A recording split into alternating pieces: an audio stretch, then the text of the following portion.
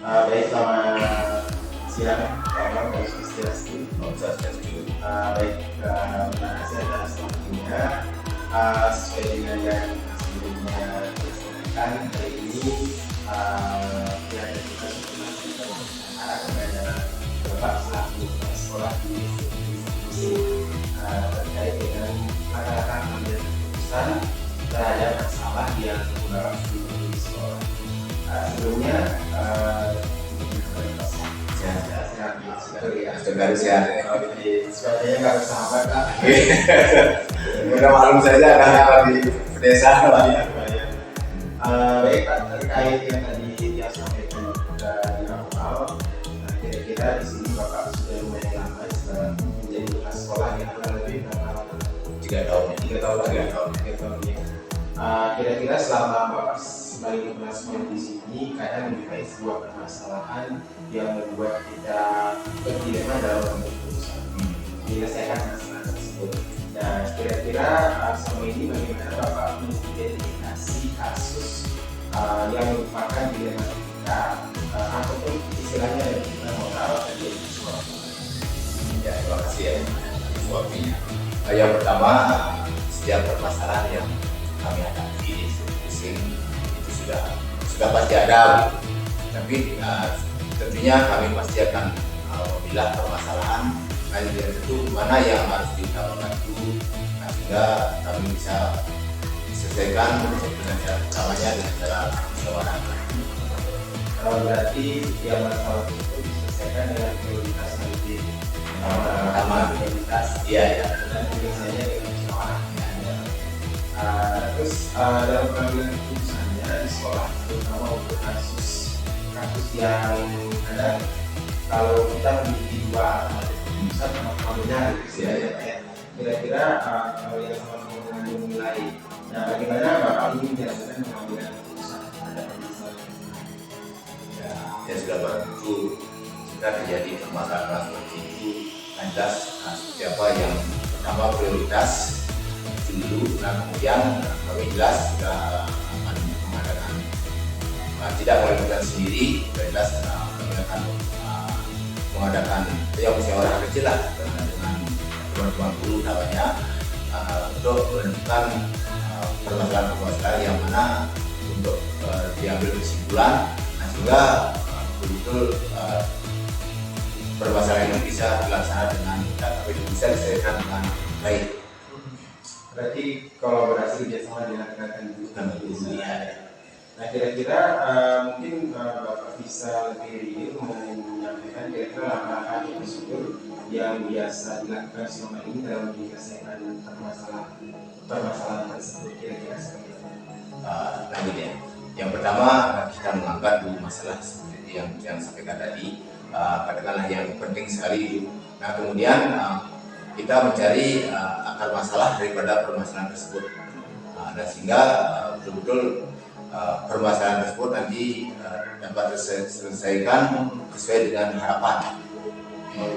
Berarti mulai dari menganalisis realitasnya, dan kerjasamanya dengan gerakan dan pembelian, sehingga nanti masalah itu terselesaikan dan Nanti dapat masalah. Kira-kira dari keputusan yang kita ambil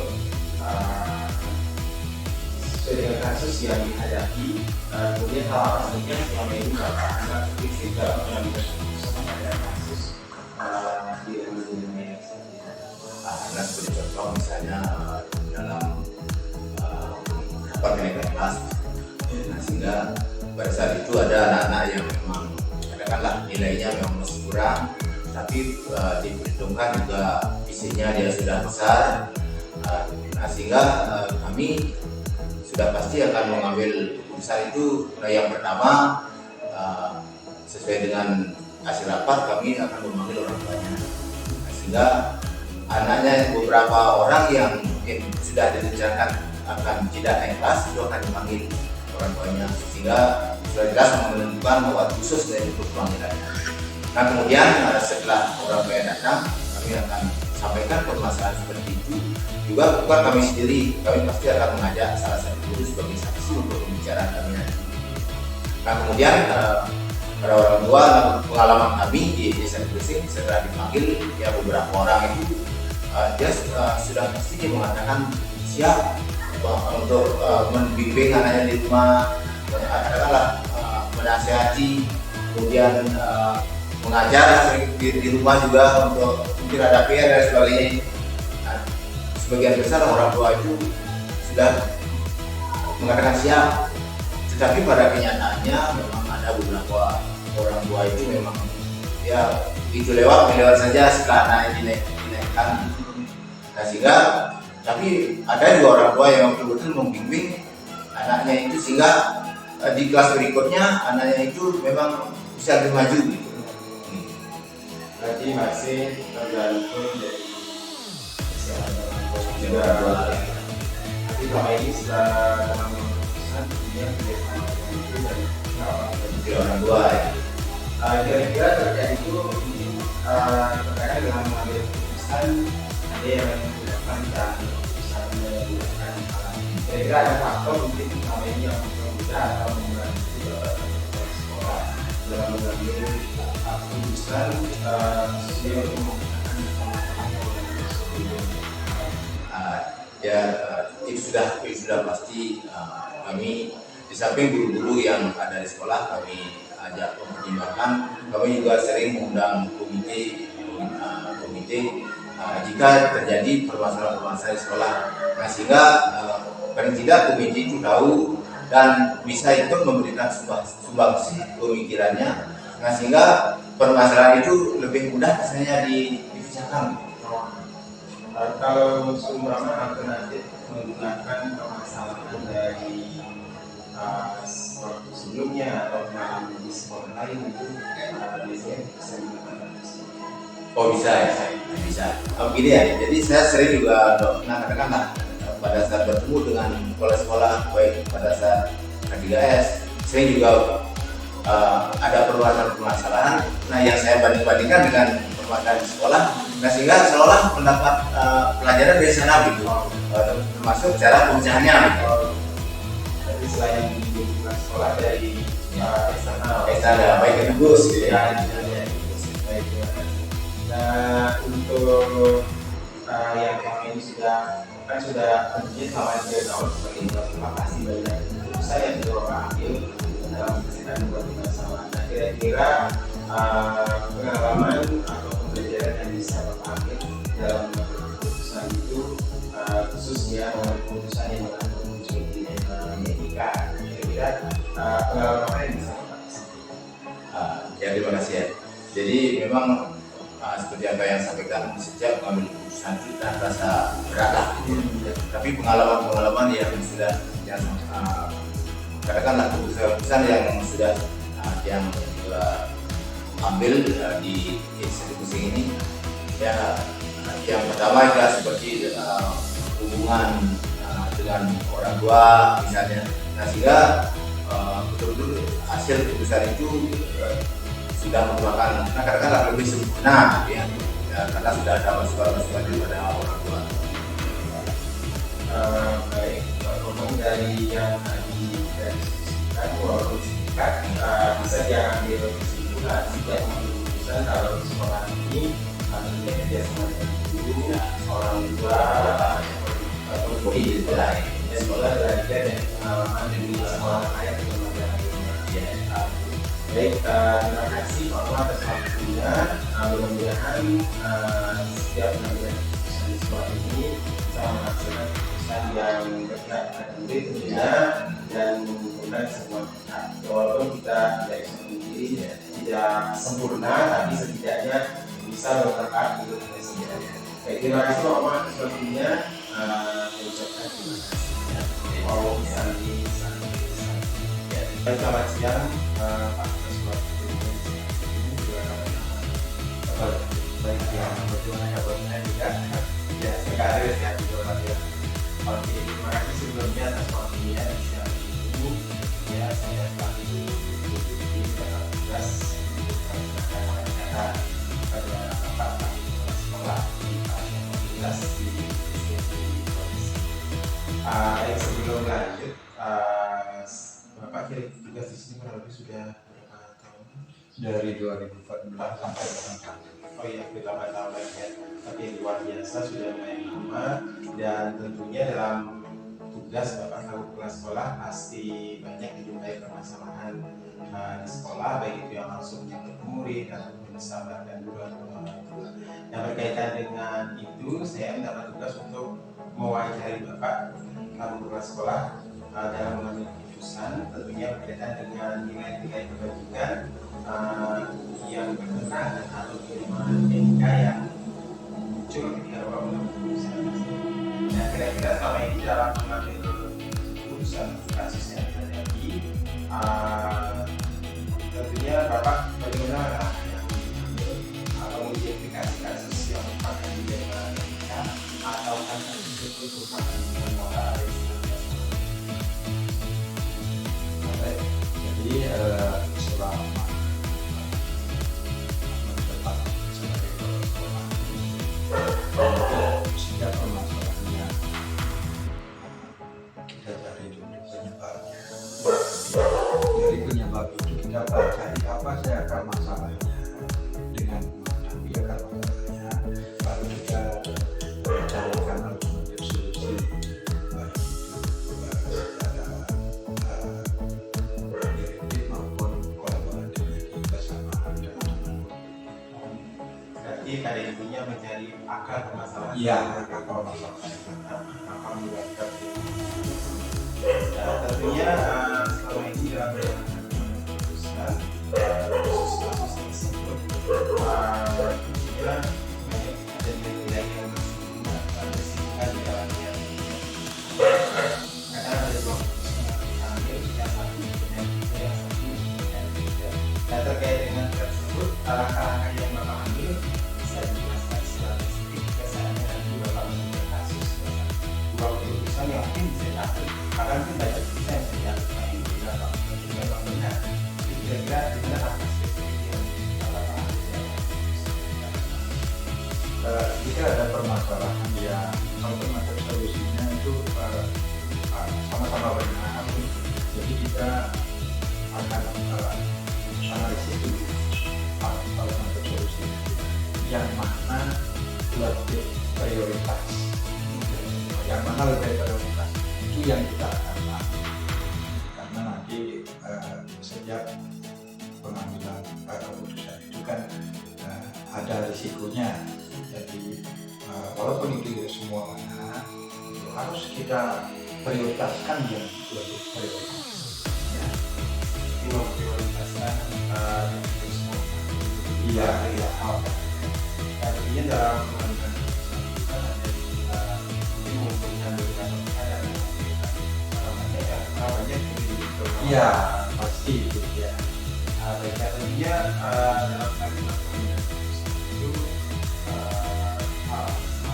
hal yang mungkin bisa Bapak pikir dalam mengambil keputusan ada kasus-kasus. Jadi yang efektivitas pengambilan keputusan itu ketika ada permasalahan harus kita konsultasikan, koordinasikan dengan teman-teman umum, gitu. Karena keputusan kita harus mencakup semua kepentingan, gitu. Jadi kita kolaborasi dulu dengan guru, mencari masukan, setelah apa yang disepakati. Nah, seperti itulah kita ambil keputusannya. Berarti kerjasama utamanya dengan Ya. seluruh warga sekolah. Nah, terkait dengan hal tersebut, tentunya tantangan apa namanya? Ya, sebenarnya kadang-kadang ketika kita mengambil keputusan, tantangannya pasti ada. Di satu sisi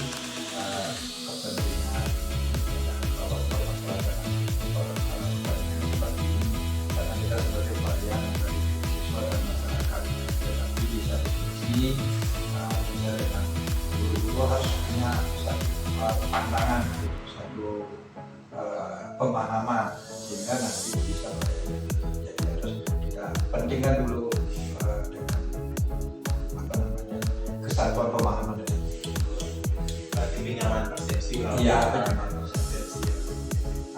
Selain tantangan, tentunya dalam menyelesaikan setiap masalah itu biasanya diusahakan diselesaikan secepatnya atau mungkin ada waktu jadwal tertentu yang ditetapkan jika ada permasalahan sekecil apapun harus dengan cepat diselesaikan karena jika tidak permasalahan itu akan bisa menimbulkan permasalahan juga harus segera.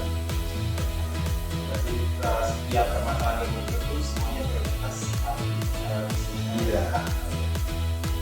Baik untuk yang terkait dengan faktor yang kalau tadi tantangan, sekarang faktor yang bisa membuat para dirinya dalam keputusan terkait dengan kasus yang sering ada di sekolah. Satu faktor yang akan mendukung adalah kerjasama kami kan bagus, kemudian kerjasama dengan orang tua bagus, termasuk kerjasama dengan orang tua juga bagus, sehingga apapun permasalahan itu ketika kita sudah berkolaborasi, berkoordinasi, jalannya pasti ketemu, pasti lancar. Dari yang Bapak sampaikan ternyata berarti besar dalam yang kita ambil. Nah, tentunya selama pelantikan prospek kira-kira pengalaman atau pelajaran yang bisa Bapak ambil di sana mungkin ada spesial makanya setiap Ya sangat menakutkan atau sangat membanggakan, sangat membahagiakan bagi saya pribadi ketika ada permasalahan kemudian kita sadarkan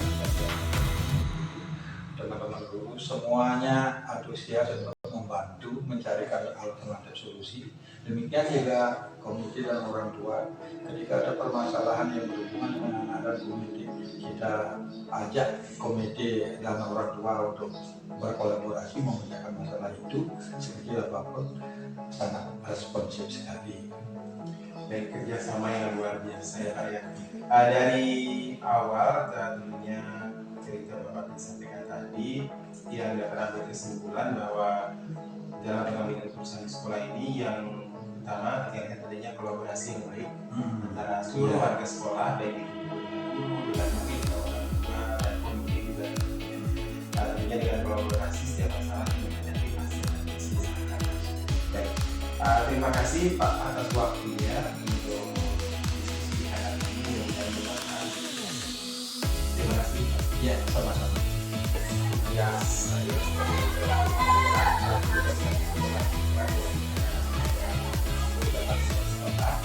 khususnya mengenai keputusan terkait nilai-nilai kebajikan yang bertentangan ataupun ada di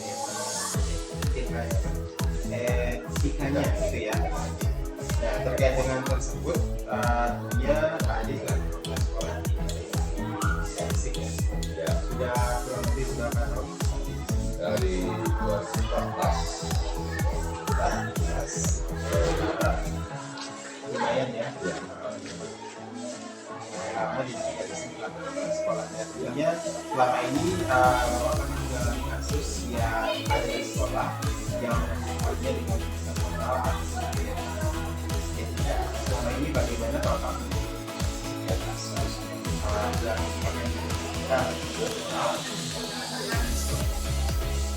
Untuk kasus yang ada di sekolah ini semenjak dia sebagai kepala sekolah banyak ada kasus sebenarnya yang awalnya yang paling bikin ini ada dari praktik yang kami alami kita itu adalah sikapnya seperti lebih dari praktik lebih karena membahayakan teman-temannya orang lain gitu. Nah, bisa mengganggu sarana dan prasarana sekolah. Berarti kasus tersebut merupakan bagian dari etika ya. Iya, iya. Jadi terkait dengan kasus tersebut, selama ini bagaimana Pak mengambil keputusan yang tersebut, terutama kasus itu ada dua pihak atau menghadap nilai bagian Baik, dari awal dulu kami dengan warga sekolah, guru dan tenaga pendidikan, kami mengadakan suatu istilahnya memantau perkembangan anak tersebut. Nah, dari awal dulu beberapa bulan kemudian kami kalau tidak bisa diatasi hal tersebut, kami rembuk kembali dengan guru dan tenaga pendidikan sampai kami menimbang pengurus komite. Nah, itu dulu langkah-langkah kami pertama. berarti di sana ada kerjasama dengan warga sekolah. Ya komite juga. Baik, bagus sekali untuk penyesuaian dengan paradigma yang terkait dalam kasus tersebut. Yang kita di sana ada keputusan yang Bapak ambil terkait dengan saya yang bekerja dan Ya memang ada. tentunya kemudian hal apa saja yang selama ini Bapak anggap dalam mengambil keputusan pada kasus Nah, setelah kami rembuk beberapa bulan, Norben ya sudah tetap berada di sekolah ini karena semakin lama rasanya dari pihak sekolah rasanya tidak mampu untuk menangani anak tersebut, karena kalau tanpa diawasi atau ditunggu oleh orang tuanya, dia sangat berbahaya, sangat riskan nanti mengganggu kepentingan yang sedang belajar. Biar kami selanjutnya kami diskusi kembali panggil orang sampai memanggil orang tuanya, tidak rembuk.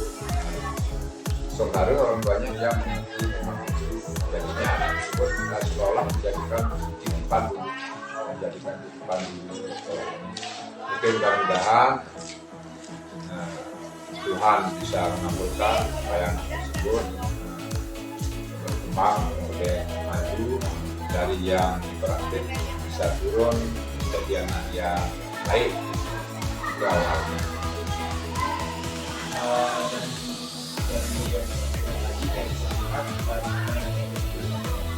Ya, ada orang tua yang menyadari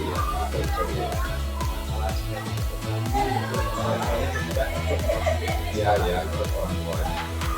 Tentunya dalam mengambil keputusan itu kan ada di awal Oh tidak, secara bertahap. ya. Kira-kira dalam mengambil keputusan itu ada yang bisa Formula itu sudah kami lakukan setiap bulan, khusus setiap bulannya sampai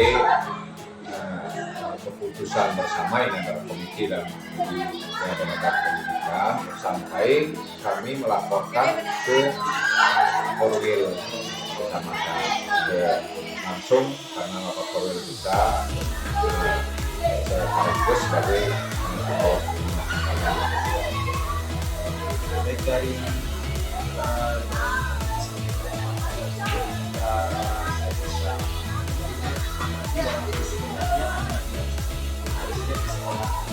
khusus melanjut SDLB sudah yang sarankan kepada orang tua, misalnya kalau rasanya kalau jumlah waktunya sudah lebih, berarti sangat mengganggu dan kenyamanan belajar di sekolah. tapi karena kita melihat kepentingan anak itu disediakan Ya, kita menghargai dia juga supaya anak didik tersebut bisa belajar di sekolah supaya dapat pendidikan.